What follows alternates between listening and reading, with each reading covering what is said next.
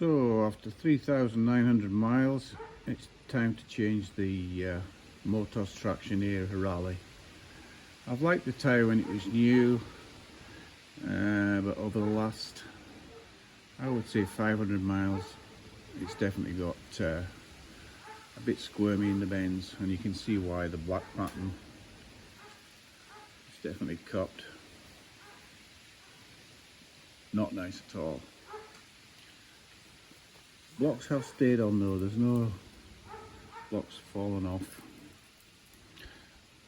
So the next time round we're going up for a Dunlop and see how that fares. I didn't replace the motors this time. Okay, thank you muchly, enjoy.